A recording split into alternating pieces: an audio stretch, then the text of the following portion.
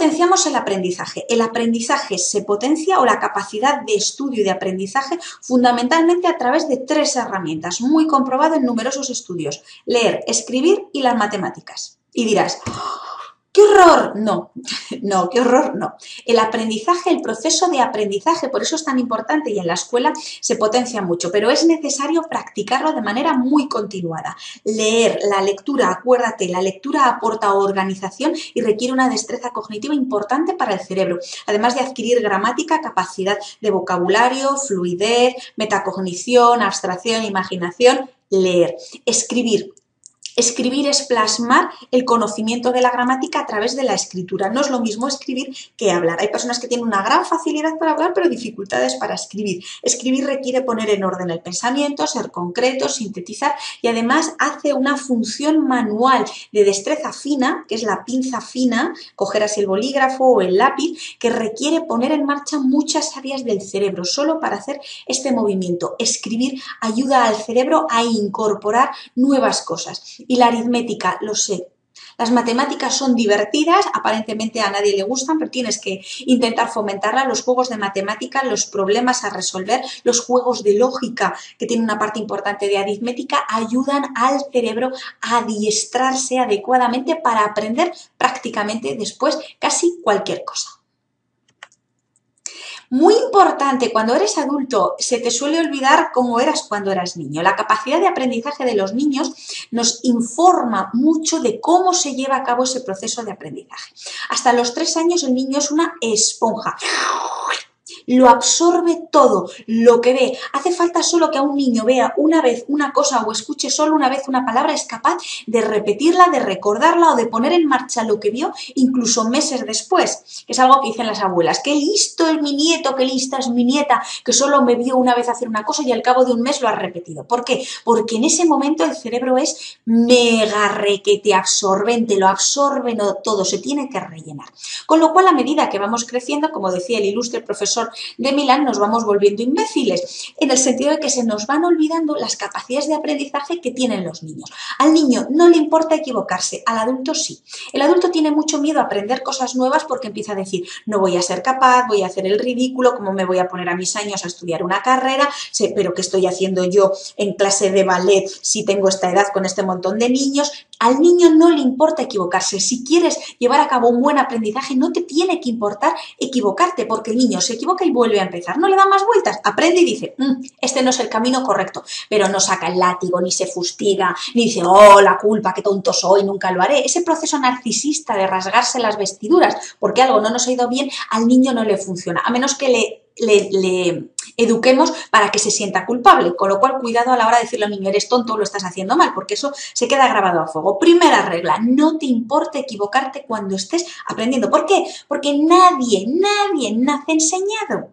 Nadie. Y el proceso de aprendizaje requiere eso, a aprender, error, acierto, y además solemos, y lo vamos a ver más adelante, sacar más información valiosa cuando nos equivocamos que cuando nos salen bien las cosas. Segundo proceso para aprender como niños, aprender acompañados y sentirnos apoyados. Está demostrado en numerosas investigaciones que cuando una persona se siente apoyada y reconfortada para aprender algo y se siente apoyada cuando emprende un nuevo proyecto, aunque esté muerto de miedo, y se sienta acompañado en el proceso, es mucho más fácil que lo aprenda mucho mejor. Estudios diversos en la Universidad de Stanford, estudios, personas que tienen una gran capacidad para resolver problemas, en Stanford no, fue en Harvard, perdón, para resolver problemas matemáticos. Se les mete en una sala, resuelven problemas matemáticos de una dificultad alta y sacan determinadas notas.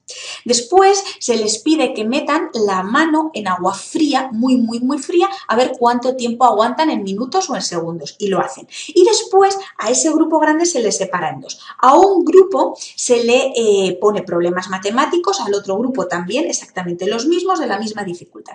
Pero uno de los grupos va a tener profesores que les van a apoyar, que les van a decir, vosotros sois capaces, vosotros podéis, ya sé que el problema es muy difícil, pero tenéis una gran capacidad, sois personas muy inteligentes, seguid luchándolo, vosotros podéis.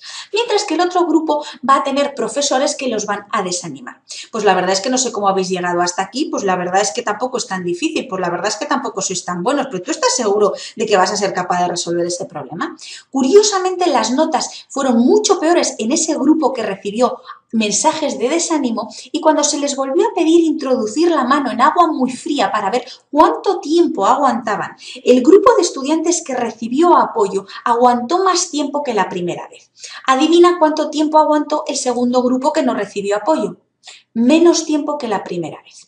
De tal manera que el sentirnos apoyados, motivados, que alguien nos empuje, que nos diga tú eres capaz, sirve. Por eso muchas grandes personas que han alcanzado el éxito suelen decir, es importante creer en ti y confiar en ti, pero necesitas que alguien te apoye. Por eso las madres y los padres cumplen una gran función de apoyo y de empuje. Los niños suelen aprender acompañados y sintiéndose apoyados. Punto 3. Aprenden con todos los sentidos y experimentan. ¿Por qué los niños necesitan jugar? ¿Por qué jugar debería de ser la única ocupación de un niño? Porque el juego es aprendizaje. Y además el juego es participativo y requiere correr, saltar, hacer puzzles, experimentar, impringarse de pintura, tener plastilina. Es decir, poner en marcha todos los sentidos, porque cuanta más información absorba el cerebro a través de todos los sentidos, mucho más fácil va a ser el aprendizaje, con lo cual aprende con todos los sentidos. Lee, escucha, muévete mientras estás estudiando, intenta aprender con todos los sentidos y experimenta. El niño tiene una gran curiosidad y un gran deseo de aprender. Eso es lo que realmente motiva. El niño tiene curiosidad por todo, lo quiere ver todo, quiere aprenderlo todo, quiere experimentarlo todo. Si tú eres una persona que ha perdido el espíritu de curiosidad y que no tienes ningún espíritu por aprender, va a ser mucho más difícil. Y la quinta y muy importante, pregúntate por qué. Un niño cuando entra en torno a los 2 años y medio, 3, 4, empieza, ¿por qué? ¿Por qué? ¿Por qué? ¿Por qué los pájaros vuelan? ¿Por qué el cielo es azul? Mamá, ¿por qué los perros corren? ¿Por qué? ¿Por qué? ¿Por qué? ¿Por qué? Y a ti como adulto eso te puede exasperar, lo puedo entender. Pero el por qué, preguntarse las cosas y el por qué es una de las preguntas más poderosas y empoderantes para llevar a cabo el aprendizaje. ¿Por qué? No dejes de preguntarte nunca las cosas. Hay 3 estadios del aprendizaje, dicen los expertos. La fase de enamoramiento, es decir, cuando vas a aprender algo que realmente te apasiona. Imagínate que querías aprender a pintar y son las primeras fases donde estás aprendiendo a pintar, que era lo que realmente te apasionaba y estás enamorada y enamorada de la pintura y estás súper feliz, aunque no te salga muy bien al principio. La fase de enamoramiento nos ayuda en el proceso de aprendizaje a ir poco a poco limando esos pequeños errores que cometemos, el poder vencer esos primeros desánimos, etcétera, etcétera. Después de la fase de enamoramiento aparece la precisión, es decir, ya he experimentado y he aprendido tanto que soy mucho más precisa en lo que he aprendido. Y la tercera fase es ya cuando dominas el tema, y una vez que dominas y controlas el tema, puedes ser creativo y hacerlo de tu propia manera, ¿no? Que es cuando decimos cada maestrillo tiene su librillo, porque cada maestrillo lo que ha hecho primero ha sido aprender la teoría, incorporarla, manejarla y dominarla, y cuando es un experto en la materia, entonces ya se puede permitir doblegarla o manipularla a su antojo. Estas son las 3 fases del aprendizaje. Trucos para aprender cualquier cosa, ya sea desde unas oposiciones, las matemáticas, aprender a tocar la guitarra, a cocinar. Primero, cuando sean apuntes y sea algo escrito, subraya. Hay personas que dicen que subrayar los apuntes de múltiples colores induce a más confusión. Escoge tu propio método. Hay personas que prefieren los fosforescentes de colorines, o hay personas que prefieren un bolígrafo o un lápiz. Tú mismo, subraya, porque subrayar lo que hace es darle saliencia a ese dato relevante que has subrayado y llega mucho antes al cerebro. Por lo tanto, subrayar significa manejar, manipular la información. Trata con cuidado los libros. Ahora lo tenemos un poco más difícil, quizás con las tablets, quizás con los teléfonos, pero también empieza a ver la función de subrayado, que es tan importante. Destaca la información. Toma tus propios apuntes. Hay muchas ocasiones en las que queremos aprender algo a conciencia y estudiamos directamente del libro o le leemos. Cuando tú eres capaz de sacar esa información, incorporarla y tomar tus propios apuntes y escribirlos, estás aprendiendo mucho más esa información que recibes.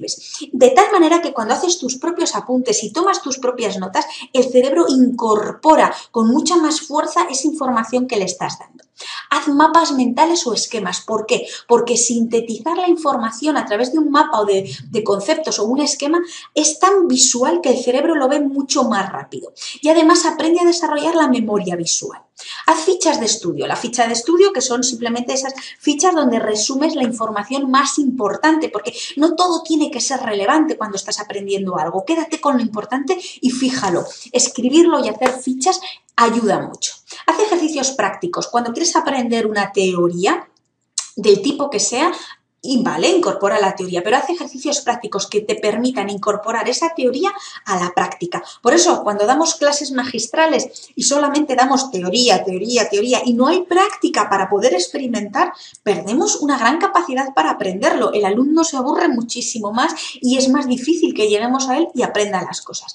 Organiza el tiempo. Si estás aprendiendo alguna nueva materia o una nueva asignatura, aunque la hagas por placer y la hagas por diversión, organiza, porque a la hora de organizar nuestro tiempo, lo que hacemos es darle un contexto de orden al cerebro. Es decir, esta es mi hora de estudio, hoy voy a programar y a estudiar esto, de esta hora a esta hora voy a hacer esto, porque nuestro cerebro necesita orden para funcionar. Es cierto que los genios suelen ser muy... Pero eso es otra cosa, que es la creatividad, no es el aprendizaje. En la creatividad ya veremos que suele haber ideas mucho más peregrinas, que de pronto se me ocurre, que suelo tener mucho más desorden, en la idea aprende de otra manera. Eso es creatividad. Pero en el proceso de aprendizaje debe haber orden. Dibuja y escribe lo que has aprendido. Dibujar, recuerda Einstein, si no lo puedo dibujar, no lo puedo comprender. Dibújalo, haz esquemas. Hay libros estupendos en el mercado que hablan de cómo, hay uno muy bueno que no recuerdo el título, creo que es Dibujando en una servilleta. Si eres capaz de plasmar una idea dibujada en una servilleta, la idea es tuya. Habrás aprendido mucho más rápido. Dibuja y escribe, es más fácil aprender. Razona mejor que memoriza. Si tienes que aprender algo francamente difícil, es mejor que lo razones y lo comprendas y seas capaz de explicarlo con tus propias palabras. Hay un dicho que dice que cuando enseñas, aprendes dos veces. Si estás estudiando y tienes que aprenderlo mejor, es más fácil que se lo expliques a un compañero o compañera, porque en ese proceso de elaboración de lo que estás aprendiendo y de explicárselo a otra persona, habrás aprendido mucho más y mucho mejor. Si no te queda más remedio que memorizar, las técnicas de memorización, recuerda, debes escribir tus propias notas, es muy útil hacerlo en voz alta y a veces, por eso la siguiente es estudiar en voz alta para que se fije muchísimo mejor y presta conscientemente atención a lo que estás memorizando. No repitas como un papagayo, porque si repites como un papagayo y lo aprendes como un disco duro, en el momento en el cual se te olvide la primera palabra de la frase, ya no eres capaz de hilvanar el resto.